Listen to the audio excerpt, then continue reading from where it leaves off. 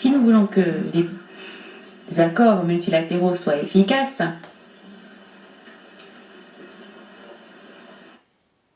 ils doivent être conçus de manière à fournir des résultats mesurables et opportuns.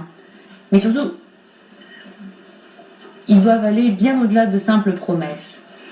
Enfin, tout ne peut pas être érigé en priorité. Le monde change rapidement. De crise sociale, d'instabilité économique, de bouleversement climatique et de transition technologique rapide, nous n'avons plus le luxe d'un développement abstrait.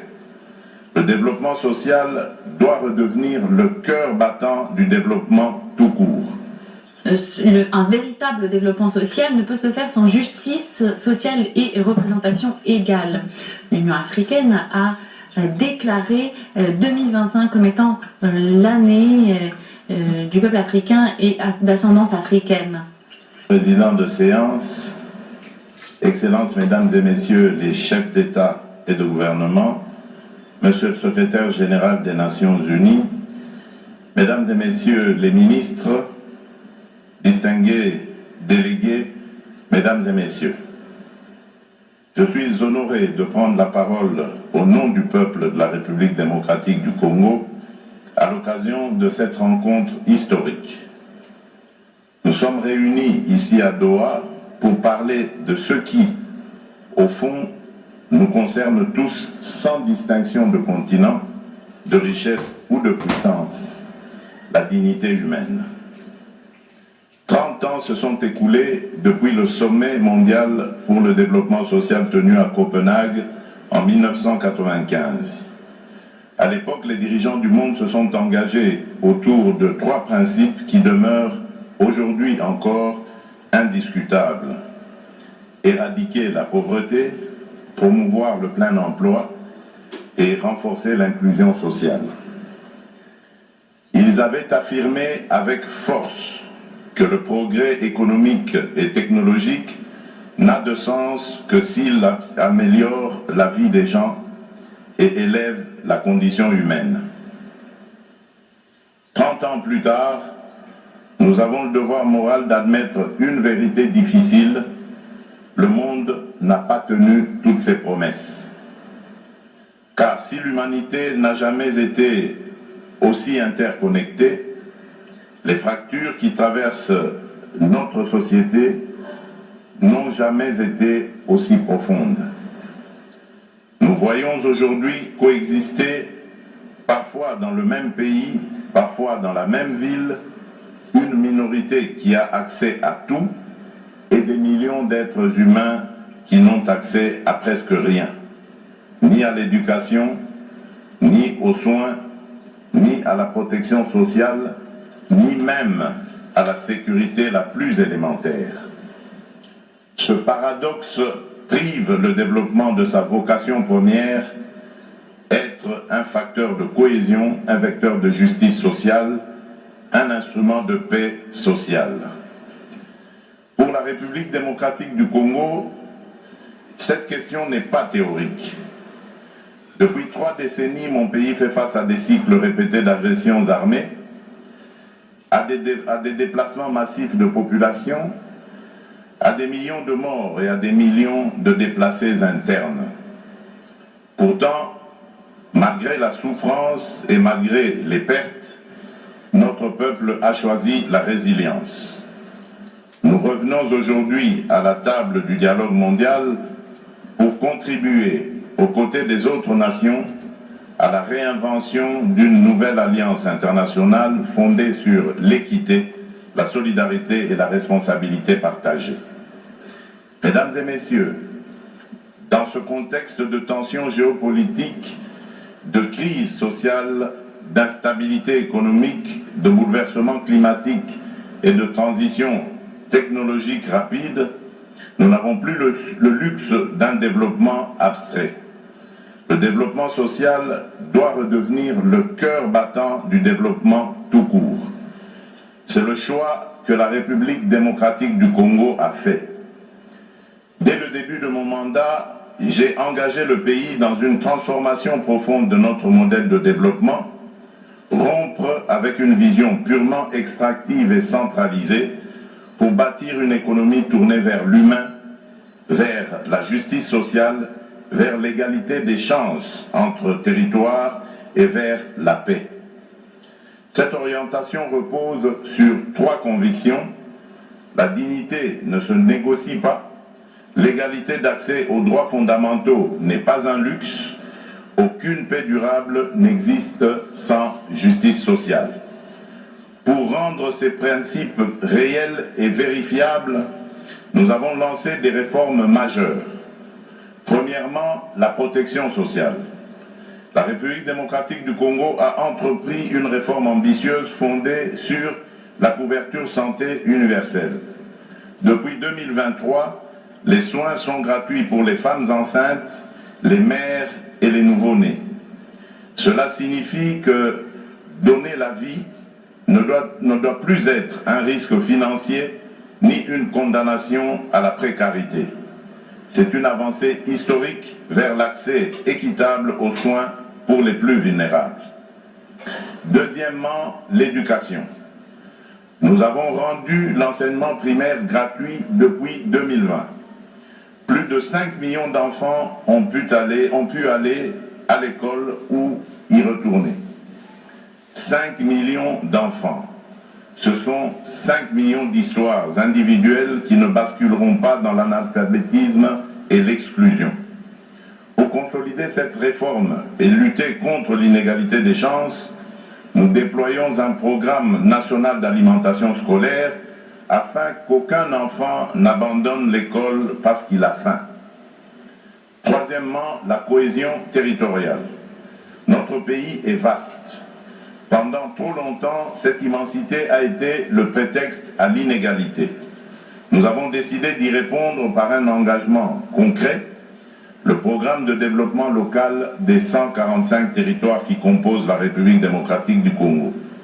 Lancé en 2023, ce programme vise à reconnecter l'ensemble du territoire national et à réduire les écarts entre les centres urbains et les zones rurales.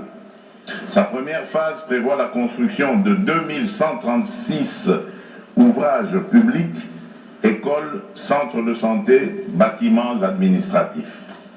À ce jour, 1011 infrastructures sont déjà terminées et plus de la moitié des autres sont en cours de finalisation.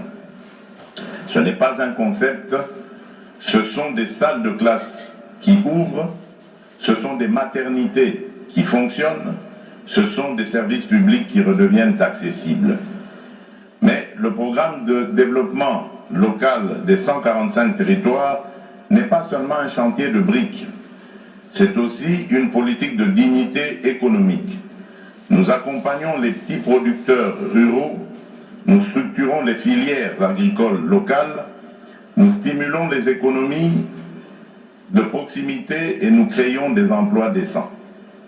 Car une mère qui peut vivre de son travail sans devoir quitter sa terre, c'est déjà une victoire sociale. Mesdames et messieurs, à ces chantiers sociaux s'ajoute aujourd'hui une nouvelle dimension incontournable, la dimension climatique. Le changement climatique n'est pas pour nous un débat académique. Il est une réalité vécue. Inondations meurtrières, érosions qui engloutissent des quartiers entiers, sécheresses qui détruisent les récoltes et plongent des familles entières dans l'insécurité alimentaire. Dans ce contexte, le bassin du Congo est à la fois un rempart écologique pour l'humanité et un levier stratégique de développement pour notre pays. La République démocratique du Congo continue d'honorer ses engagements climatiques avec sérieux, mais le sous-financement chronique de l'adaptation et de l'atténuation freine la mise en œuvre des objectifs de développement durable. Nous le disons clairement, sans justice climatique, il n'y aura pas de justice sociale durable. Nous attendons donc une transformation profonde du financement international. L'accès aux ressources vertes doit devenir plus prévisible, plus rapide et plus juste. Il ne peut pas reposer sur des conditionnalités qui punissent les pays vulnérables pour des désastres auxquels ils n'ont pas contribué. Nous plaidons pour un rééquilibrage réel entre le financement de l'atténuation et celui de l'adaptation, parce que protéger les populations qui subissent déjà les chocs climatiques est aussi urgent que réduire les émissions globales. Mesdames et messieurs, ce deuxième sommet mondial pour le développement social se réunit dans un moment charnière. Nous faisons face à des transitions simultanées, démographiques, environnementales, numériques et économiques. Si nous échouons à les gouverner de manière juste, elles deviendront des facteurs d'exclusion supplémentaires. Si nous les maîtrisons collectivement, elles peuvent devenir des accélérateurs d'équité.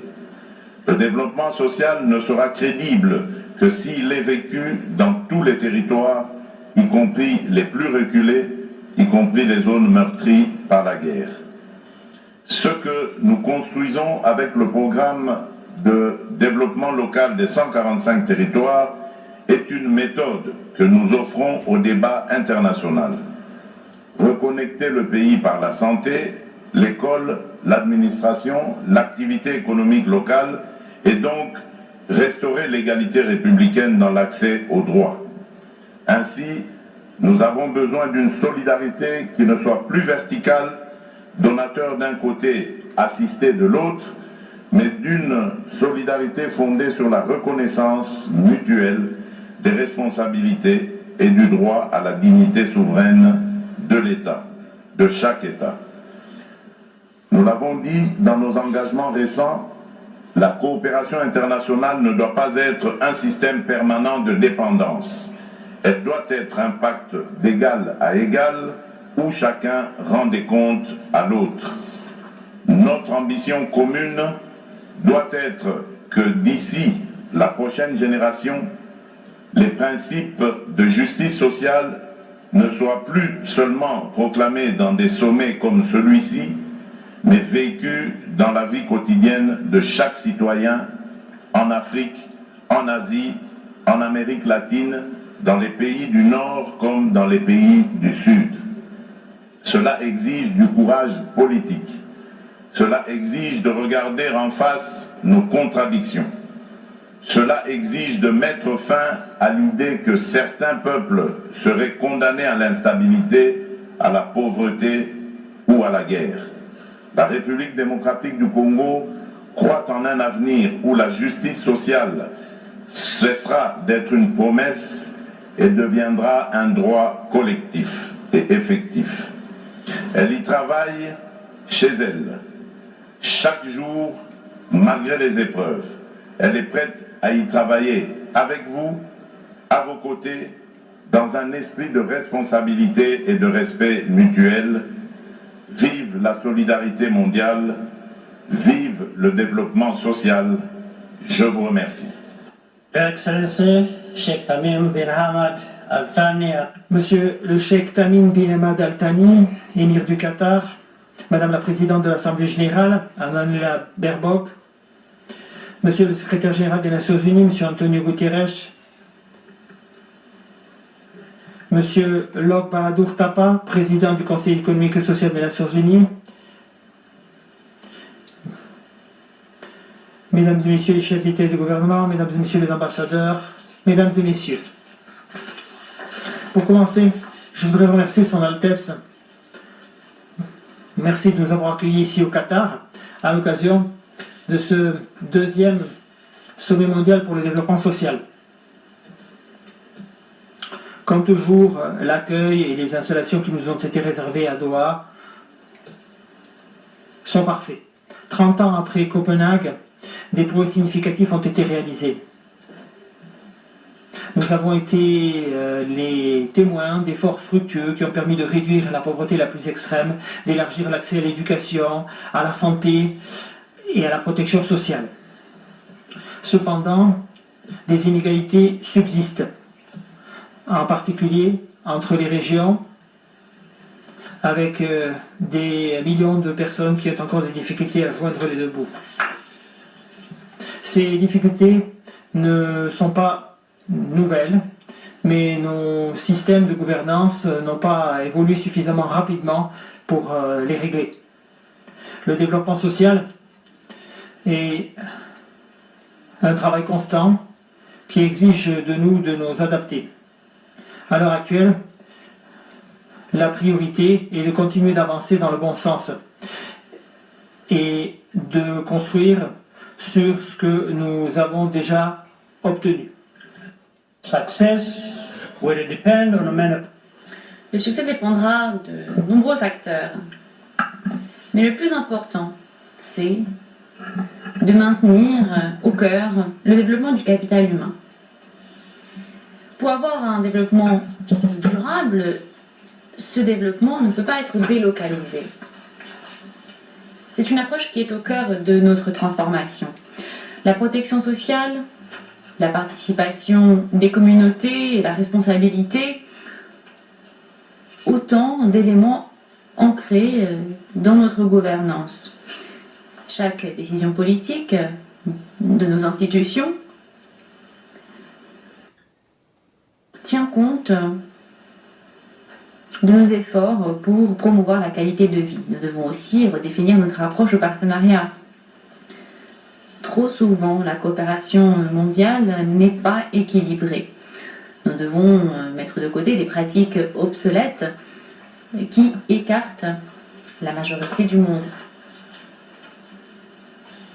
Si nous voulons que les accords multilatéraux soient efficaces,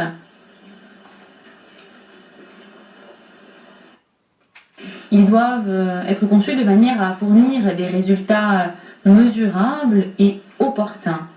Mais surtout, ils doivent aller bien au-delà de simples promesses. Enfin, tout ne peut pas être érigé en priorité. Le monde change rapidement. Prochainement, nous serons confrontés à de nouveaux défis, plus nombreux. Et nous devons être prêts à les prévenir et à les gérer. Les institutions financières mondiales doivent être plus adéquates et doivent fournir la marge budgétaire nécessaire pour l'adaptation et la croissance. Si le développement social est une cause sérieuse, alors nos solutions doivent tenir compte des besoins de tous les pays et pas simplement d'une poignée d'entre eux. Le Rwanda se tient prêt à travailler avec ses partenaires pour bâtir un avenir plus inclusif et plus résilient aux côtés de nos partenaires. Je vous remercie pour votre aimable attention. Présidente, mesdames et messieurs les chefs de gouvernement et d'État, mesdames et messieurs les représentants, mesdames et messieurs, au nom du groupe africain, je tiens à remercier Madame la Présidente ainsi que l'État du Qatar pour avoir accueilli ce sommet historique. C'est l'occasion de renouveler la promesse que nous avions faite il y a 30 ans à Copenhague pour mettre les personnes au cœur du développement. Nous souscrivons pleinement à la déclaration prononcée par la délégation de l'Irak au nom du groupe T77 et la Chine. Excellence. 30 ans après le premier sommet mondial pour le développement social, nous avons véritablement progressé. En matière de réduction de la pauvreté, nous avons élargi l'accès à l'éducation, à la santé, aux soins, ainsi qu'à la protection sociale. Cependant, les inégalités au sein des pays, entre les pays, persistent. Les systèmes mondiaux de commerce, de financement, de technologie restent encore inégaux et excluent certains. La pauvreté et l'exclusion sociale définissent encore notre période. Relever ces défis n'est pas une œuvre de charité, mais ce n'est que faire justice à l'humanité. Dans beaucoup de régions du Sahara, en Asie centrale ou ailleurs, la faim augmente, la croissance ralentit et les vulnérabilités s'accroissent. Les systèmes de santé et de protection sociale sont sous pression. Il y a de moins en moins d'opportunités. Au-delà des revenus, L'inclusion dépend de l'accès aux services essentiels qui permettent aux individus d'avoir suffisamment d'opportunités. L'accès universel aux soins de santé n'est pas un luxe, c'est un droit pour chaque être humain. L'insécurité du logement qui se manifeste par le sans-abrisme, la surpopulation, les abris insalubres restent des défis. Le logement abordable doit être la pierre angulaire du développement social.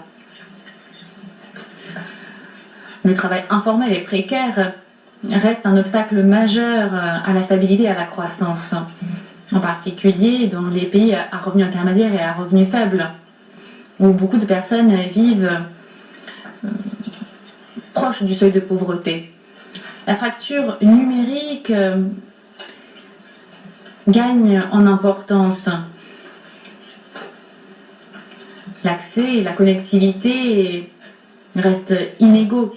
L'éducation doit cibler tous les apprenants et parvenir à toutes les communautés, y compris les personnes en situation de handicap. Nous pensons que transformer le secteur informel, renforcer la productivité et élargir l'accès aux marchés mondiaux nécessite plus de coopération internationale conformément au plan d'action d'Addis Abeba et conformément au droit au développement. Nous appelons à des réformes en profondeur de l'architecture financière mondiale pour que cette architecture soit juste, transparente et à la hauteur des besoins de développement des pays et de leurs habitants. Nous avons besoin d'agir face au fardeau de la dette et nous appelons à mettre en place des efforts en ce sens. Nous soulignons également notre appel en faveur d'une convention sur la dette souveraine. La déclaration de Copenhague nous a offert un cadre opportun basé sur 3 piliers: l'éradication de la pauvreté, le travail décent pour tous et l'intégration sociale. Fondé sur l'équité, la solidarité et la dignité humaine, ces piliers restent notre boussole. Par conséquent, nous nous félicitons de l'adoption de la déclaration politique de Doha, une déclaration qui nous permet de traduire nos engagements en action pour bâtir des sociétés résilientes. Nous remercions les co-facilitateurs et co-facilitatrices, la Belgique et le Maroc, qui ont porté cet important processus. Ce sommet doit nous permettre de renouveler un dialogue, rétablir la confiance et réaffirmer le multilatéralisme qui sont au cœur du progrès collectif. Nous devons amplifier les voix de ceux qui vivent dans la pauvreté et dans la vulnérabilité pour que les pays en développement, la plupart en Afrique, soient représentés au sein de toutes les institutions multilatérales. Le groupe africain réitère sa demande de 2 sièges permanents et non permanents au sein du Conseil de sécurité des Nations Unies pour l'Afrique avec tous les droits et privilèges. Un véritable développement social ne peut se faire sans justice sociale et représentation égale. L'Union africaine a déclaré 2025 comme étant l'année du peuple africain et d'ascendance africaine. C'est un moment important pour l'Afrique et sa diaspora. Pour répondre des crimes d'esclavage, d'exploitation et d'apartheid qui ont généré des dégâts considérables pour l'humanité et l'environnement. Nous réitérons également le 25e anniversaire de la déclaration de Durban et de son programme d'action et nous appelons les partenaires à soutenir sa mise en œuvre dans le cadre de la 2e décennie pour les peuples d'ascendance africaine. Ensemble, concevons un avenir inclusif, résilient et juste. un monde exempt de faim, de pauvreté, de maladie, de racisme et d'inégalité. Un monde où la prospérité est partagée, où la fracture numérique n'existe plus et où la confiance dans le multilatéralisme est renouvelée. Je vous remercie. Allow me. Madame la Présidente, je viens de prendre la parole au nom du groupe africain et si vous me le permettez, j'ai l'honneur de faire la déclaration nationale du Kenya. Depuis Copenhague, le monde a fait d'importants progrès en matière de sciences, de technologie, d'innovation, ce qui a transformé nos vies et nos économies. Mais malgré ces progrès, la pauvreté, l'inégalité, le chômage et l'exclusion sociale persistent. Et dans bien trop d'endroits du monde, ces inégalités se sont aggravées. Au Kenya, à travers notre programme de transformation économique du bas vers le haut, nous avons défini une feuille de route pour relever ces défis avec résolution. Et je suis fière de vous faire part de certains des traits principaux de nos efforts. Nous savons que l'éducation, c'est le facteur d'égalisation dans une société. C'est pourquoi le Kenya est passé à un système d'éducation et de formation fondé sur les compétences qui met l'accent sur les compétences pratiques, l'innovation et l'apprentissage tout au long de la vie. Pour que l'éducation supérieure soit plus équitable, nous avons introduit un modèle de financement qui garantit l'accès à une éducation de qualité à tous les apprenants et apprenantes, quelle que soit leur origine socio-économique.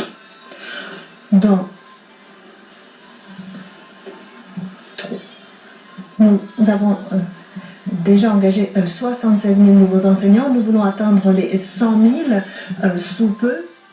Nous voulons passer d'un ratio de 1 professeur pour 45 élèves à 1 pour 29 et ainsi nous rapprocher de la norme de 1 pour 25 fixée par l'UNESCO d'ici 2027. Nous élargissons également rapidement notre programme de formation professionnelle et nos apprenants sont ainsi dotés de compétences utiles pour le marché et sont encouragés à l'entrepreneuriat.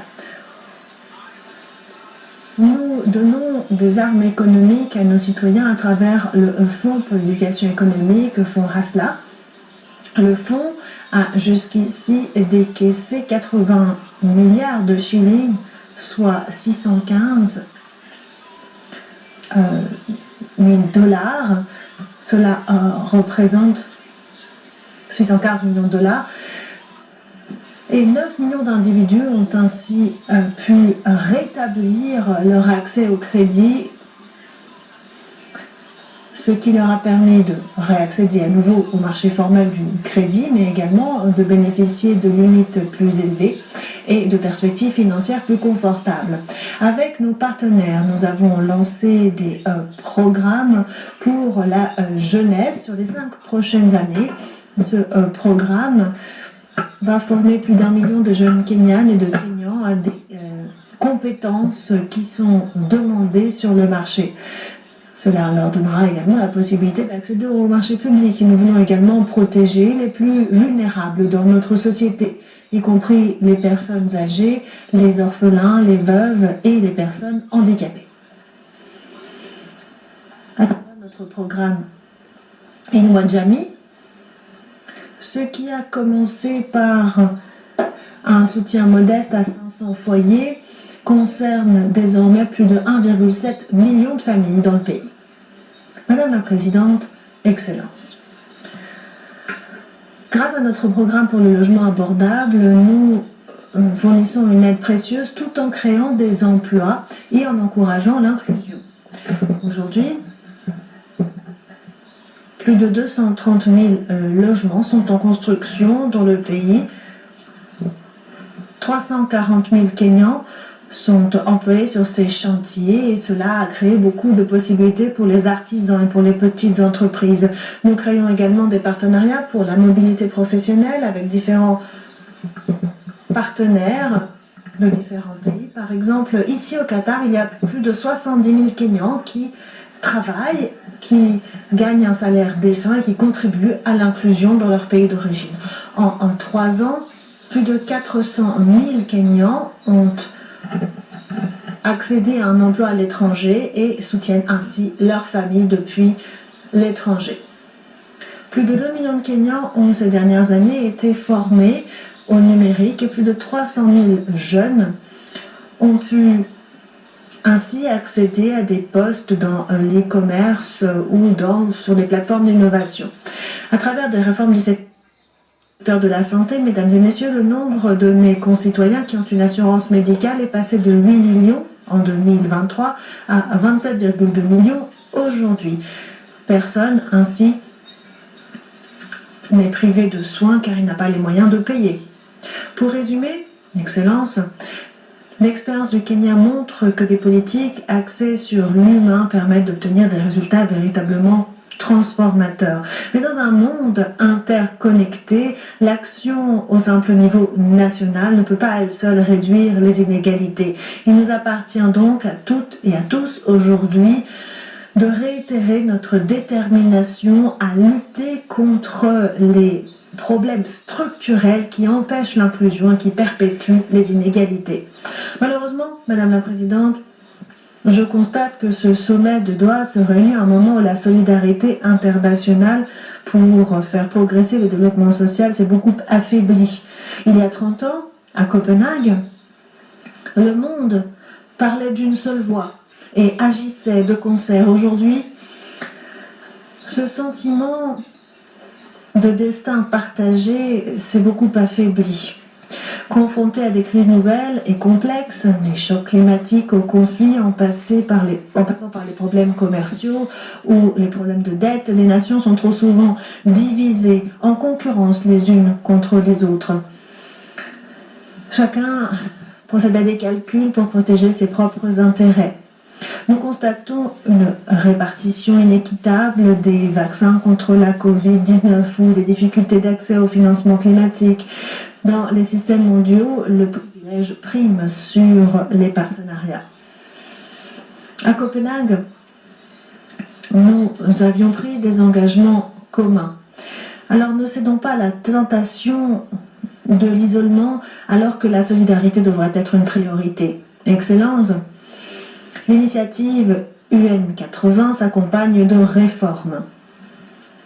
Et le moment sera bientôt venu pour nous toutes et tous de faire des choix décisifs sur les mandats et les structures des Nations Unies. Ce faisant, nous devrons résister à la tentation de privilégier un pilier des Nations Unies aux dépens des autres. Les Nations Unies ont été fondées sur la base d'un projet global de paix, de sécurité, de droits humains et de développement pour tous et toutes. Voilà les 3 piliers indispensables et inséparables qui soutiennent ensemble la stabilité mondiale et la dignité humaine. Pour moi, il ne fait aucun doute que les Nations Unies doivent rester le rempart mondial de la paix et de la sécurité. Mais les Nations Unies doivent également être un moteur de prospérité et un champion de la dignité humaine partout dans le monde. Le sommet de Doha doit par conséquent renouveler notre volonté collective d'agir ensemble en tant que nation et en tant que communauté internationale unie pour combattre la pauvreté, créer des emplois décents et faire progresser l'inclusion sociale, car c'est le chemin le plus sûr vers un monde plus résilient, plus inclusif et plus pacifique et également plus durable. Je vous remercie.